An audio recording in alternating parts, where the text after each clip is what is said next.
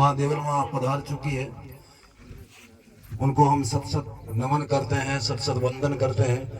ये सुखद संयोग है कि हमारे गांव में माता जी रात्रि विश्राम किया, अभी रात को हमें आशीर्वाद प्रदान किया, अभी अभी हमें आशीर्वाद प्रदान करेगी। क्योंकि माता जी ने रात में ही कह दिया था कि भाई मैं तो मेरे पीहर आई हूँ, बैठो। इसलिए सभी परिवार के सदस्यों से मिलकर ही उनकी कुशल क्षेम पूछने के बाद मैं यहाँ से प्रस्थान करूंगी।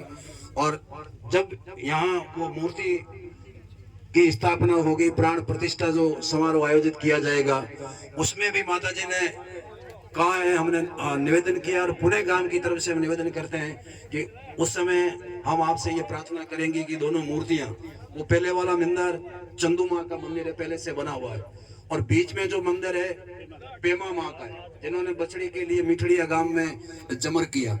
और ये जो मंदिर है उस गांव का हम नाम नहीं लेते, आज भी उसको ननामिया गांव कहते हैं, यानी जिसका नाम न लिया जाए। वहाँ हमारा अपिया है, आप गुजराती में कहते हैं कि अपिया रखा हुआ है, तो वहाँ अभी हमारा अपिया है, हम वहाँ का अंजल ग्रहण नहीं करते, न मच जाते। तो ये हमारे उमेदा मऊ का स्थान है। और हमारे गांव में 6 जमर हुए, 6 चार चारणों में एक मोती शर्मा जी ने भी हम जमर किया, और उनका हाथ आज भी खेतड़ी पर स्थापित है। इस बात की साक्षी भर रहा है कि हमारा गांव बहुत ही समृद्ध गांव रहा है।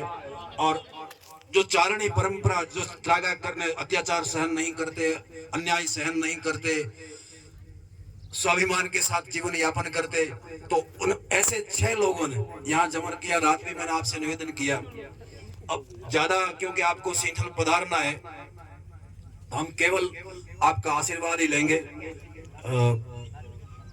प्रथमे पूजंतम ध्यान धरंतम सुध भाषंतम दावरणम सद्दै सुंडालम काव्य कमालम अंक रसालम आभरणम शोभत शशिभालम श्रुति सचालम दिष्ट दयालम दास हितम जय जय बुद्धिवंतम गुक्ति अनंतम ज्ञान मोहंतम गौरी सुतम जी, ज्ञान मोहंतम गौरी सुतम देहदोमिक दंतम सुर सेवंतम जपतप संतम जाचंतम मद गंध मृदंगम भणकत भृंगम हृदय सिद्ध संगम राचंतम कर कुंज कुठारम पुस्तक धारम अर शैल कुमारम सेवियतम जय जय बुद्धिवंतम गुक्ति अनंतम ज्ञान महंतम गौरी सुतम जी, ज्ञान महंतम गौरी सुतम माला वैजंती कण भड़कंती उर ओपंती धारणीय सारद के संगी ओप अढंगी वान हुसंगी वारणीय निगमागम नामीय संतन सामीय हो गुण गामीय मूज हितम जय जय बुद्धिवंतम गुक्ति अनंतम ज्ञान महंतम गौरी सुतम जी, ज्ञान महंतम गौरी सुतम। उदयराज जी उज्जवल अपनी कविता में कहते हैं कि चारण सदा निचिंत जग पाणा जगतंबरे करनी सफल करंत वो तो आचा कारज उदला, कि हम अगर अच्छे कार्यों की तरफ प्रवृत्त हैं, अगर अच्छे कार्यों में हम संलग्न हैं, सकारात्मक सोच के साथ, हम सहकार की भावना के साथ अगर आगे बढ़ते हैं, तो निश्चित रूप से भगवती हमारी मदद करती है। अच्छे मतलब कार्य करनी सफल करंत अच्छा कार्य उदला। हम इस बात से बड़े गौरवान्वित हैं कि हम उस समाज से हैं जिसमें भगवती पार्वती ने जब हमें मृत्युलोक में शिव जी ने भेजा कि आप मृत्युलोक में जाओ, और जब हमारे जो पूर्वज थे उन्होंने हट किया कि भी हम चारण लोग सर्व लोग को छोड़ के क्यों मृत्युलोक में जाएं, तो माता जी ने हमें वचन दिया कि जब जब भी आप संकट में होंगे, जब जब भी आपको आवश्यकता होगी, जब जब भी आप मुझे याद करोगे, तो मैं आपकी बेटी बनके आपके यहाँ आऊंगी, बेटी बनके। तो अब आप देखो कि बेटी परिवार के प्रति, अपने कुटुंब के प्रति, अपने पारिवारिक सदस्यों के प्रति कितनी संवेदनशील होती है। तो हम तो इस बात से गौरवान्वित हैं कि निरंतर रूप से आद्या शक्ति हिंगला से लेकर ऐसी ऐसी देवियां हुई जिन्होंने हमारे यहाँ जन्म लिया, कुंवर जी ने लिया, जिन्होंने तो अकाल के समय में दूसरों के बच्चों का पालन पोषण किया। माँ नागबाई हुई, उनकी भी आषाढ़ी बीज मनाई जाती है और माता जी उसमें जाएंगे। और जब वहां का राव मंडलिक, जूनागढ़ का शासक वहां आया और उसकी कुदृष्टि, उनकी बेटी की बहू पर हो गई तो उन्होंने कहा भी इसके टीका कर, इसको बधा के ले। और जैसे ही वो टीका निकालने के लिए वो कभी इधर घूमा कभी इधर घूमा, तो उन्होंने कहा कि माँ राव भमे है, यानी राव घूम रहा है। तो माता जी ने कहा राव न तो भमती, क्यों राव नहीं भमे, ये दिनमान भमे है। उसका दिनमान ही भ्रमित हुआ, उसका धर्म भ्रष्ट हुआ, जूनागढ़ का शासन उससे छीन लिया गया महमूद बेगड़े के द्वारा, वो पथ भ्रष्ट हुआ इतनी सी बात के कारण। तो हम बड़े गौरवान्वित हैं। और ये हमारी जो धरती है, करणी जी ने यहाँ विचरण किया, माँ चंदू ने यहाँ विचरण किया, पेमा माँ की ये कर्मस्थली रही, उमेदा माँ की कर्मस्थली रही, और भी देवियों का इस हमारे इस भूभाग में अवतरण हुआ, इसीलिए इसे देवियों का पीहर कहा जाता है। और माता जी इसी यात्रा में यहाँ आई है। तो हम लंबी चौड़ी बात नहीं करेंगे, बोलने में बताने में सभी यहाँ जितने बैठे हैं सभी प्रबुद्ध लोग हैं। और एक एक दिन 2 दिन बाबू साहब का तो हम भाषण सुने, इनके अनुभव सुने तो हम सुनते ही जाएं। तो सभी लोग एक एक से श्रेष्ठ वक्ता है, एक एक से ज्यादा विज्ञ है। लेकिन चूंकि ये जो मातृशक्ति आई है, ये जो युवा है, तो सभी माता जी से आशीर्वाद लेने इनकी बात सुनने के लिए आए। तो मैं माता जी से यही निवेदन करूंगा कि जो चारण समाज के सामने जो वर्तमान में कई समस्याएं, कई विद्रूपताएं मुंह फाड़े खड़ी है, एक का तो आपने हमें रात को शपथ दिला के इस से मुक्त किया। हम आपके उस विश्वास पर कितने खरे उतरते हैं, क्योंकि खरा उतरना सबसे मुश्किल काम है। अगर हम वचन दे देते हैं और किसी बात पर खरा नहीं उतरते हैं, तो वचनहीन को स्वर्ग में भी जगह नहीं मिलती है। ये हमारे महापुरुषों ने कहा कि अगर आप वचन भंग हो जाते हैं, वचन दे के अगर आप बदल जाते हैं, तो फिर आपको स्वर्ग में भी जगह नहीं है, आप भटकते रहोगे विभिन्न योनियों के अंदर।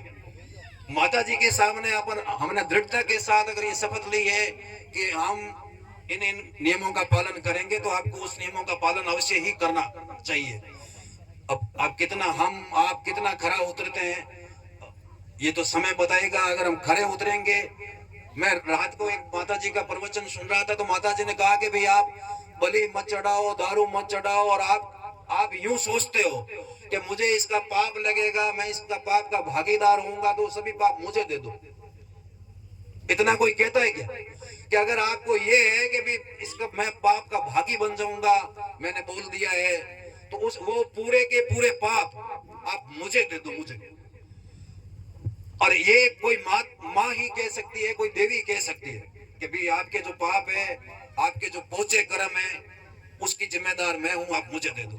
तो चाहे हमारे समाज में टीका प्रथा हो, चाहे बच्ची और बहू में भेद करने की परंपरा हो, बच्चियों को जलाने की भी ऐसे किस्से हो गए कि परंपरा हो, नशे की प्रवृत्ति हो, और दुर्व्यसन हम कर रहे हैं।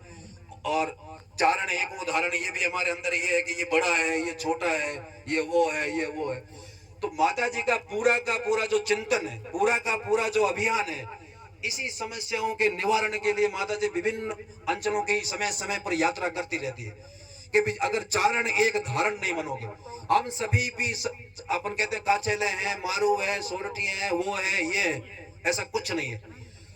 जहां जहां जिस प्रदेश में हम रहे, शेखावटी वालों को आज भी हम शेखावटी वाला बोलते हैं, हम थड़ी में रहते हैं तो आज भी हमें लोग थड़िए बोलते हैं, मारवाड़ में रहते हैं तो हम उनको आज भी मारवाड़ी बोलते हैं। तो उसी प्रकार से हम मरु प्रदेश में बसे तो मारू हुए, कच्छ में बसे तो काचेला हुए, सोरठ में रहे तो सोरठिया हुए। मूल में हमारे पूर्वज एक हैं, मूल में हमारी देवियां एक है। और हम देवियों को अगर मानते हैं तो चारण तो एक उदाहरण ही है। आवड़ जी काचेला थी, देवल जी काचेला थी, बिरबुड़ी काचेली थी, सैनी जी काचेली थी, नागबाई, कामेही, ये सभी देवियां कच्छ प्रदेश में अवतरित हुई और हमारे यहाँ रही। इसका मतलब वहां जन्म लेके उनका स्नेह हमारे पर भी अनवरत रूप से बना रहा। बिरबुड़ी तो इस फलोदी के पास में गायों का गोल लेके यहाँ रही। जब बाबू जी जिंदरा जो उनका बहनोई था, उसने गायों का हरण किया, माता जी ये जो बिरबुड़ी हुई हमारे यहाँ से 50 किलोमीटर दूर रही 1 साल तक, वो अपने गायों के साथ। और जब उनकी गायों का हरण हुआ, वो देवल जी की गायों के झुंड के साथ ही उनका बगेला था, तो बाबूजी राठौड़ ने उस गायों की रक्षार्थ की। तो मतलब सभी देवियां जिति बखाणु मारवी और उती एक काच पचाल सूरज किणी हन ठंबियो हेगी आवड़ टाल।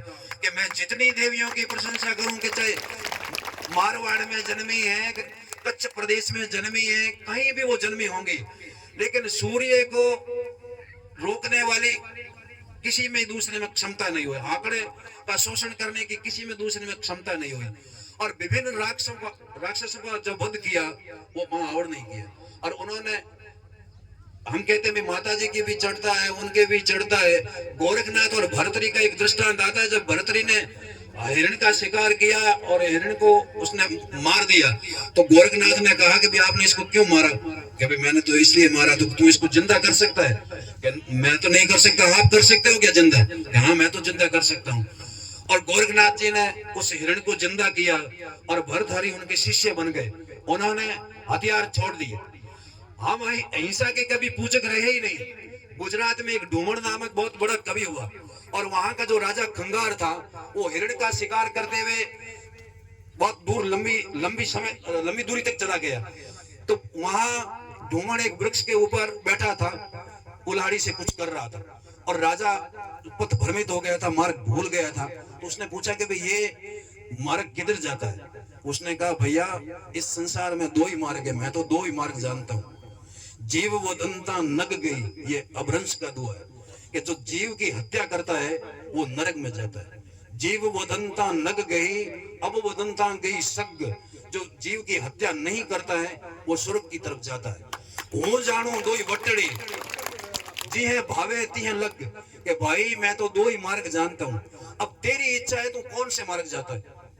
मैं तो दो ही मार्ग जानता हूँ, इस संसार में दो ही मार्ग है कि जो जीवों को मारता है, हिंसा करता है, वो नरक में जाता है सीधे, और जो हिंसा नहीं करता वो सीधे स्वर्ग में जाता है। तो माता जी ने तो हमें स्वर्ग की तरफ अग्रसर किया है। अब हमारी इच्छा है कि हम किस मार्ग पर चलें। तो मैं माता जी से यही निवेदन करूंगा कि एक बार आप पुनः हमें ऐसा सबक संदेश दें कि हमारी रग रग में आपकी बात समाहित हो जाए, हम आपके वचनों का दृढ़ता के साथ पालन करें। क्योंकि आपके वचन को तो सूर्य भी रोक नहीं पाया, आंकड़ा भी उसके सामने ठहर नहीं पाया, तो हम तो है ही क्या। आदरणीय पूज्य माता जी,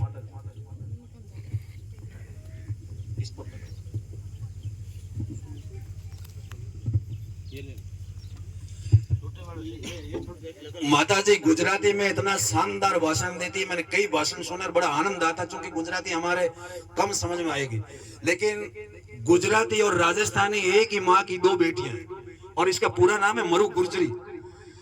हरिरस अपन समझते हैं, देवियान हम समझते हैं, नागदमन हम समझते हैं। तो गुजराती वाले ये कहते हैं कि ये हमारे ग्रंथ है, हम कहते हैं हमारे ग्रंथ है। तो फिर मतभेद तो कहाँ है? पूरी दोनों भाषाओं का नाम है मरु गुर्जरी। मरु और गुर्जरी दोनों एक ही माँ की दो बेटियां हैं। हमारे ग्रंथों को गुजराती वाले ये कहते हैं कि हमारे ग्रंथ है, और वहां के ग्रंथों को हम कहते हैं हमारे ग्रंथ है। आशा जी यहाँ हुए, ईश्वरदास जी बाप जी यहाँ हुए और उन्होंने पूरा जीवन वहां दिया। तो गुजराती और राजस्थानी कोई दो नहीं है। अपन शेखावटी की समझते हैं, जैसलमेर की तरफ की भाषा समझते हैं, झुंझुनू की तरफ की समझते हैं, तो ये भी अपना एक ही प्रदेश रहा है। आप जैसी सुविधा माता जी किस भाषा में बोलती है वो इन पर निर्भर, हम तो निवेदन कर सकते हैं।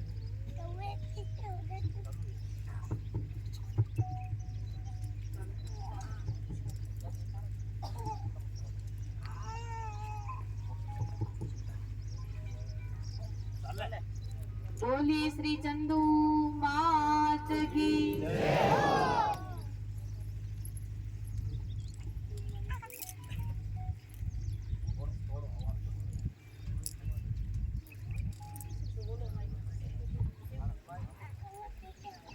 बोलिए श्री चंदू मात की।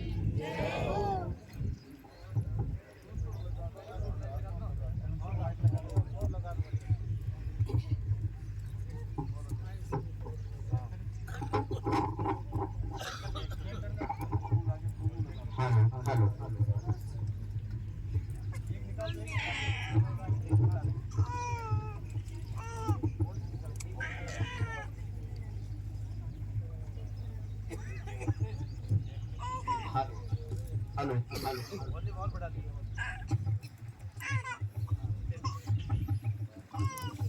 Hello hello hello hello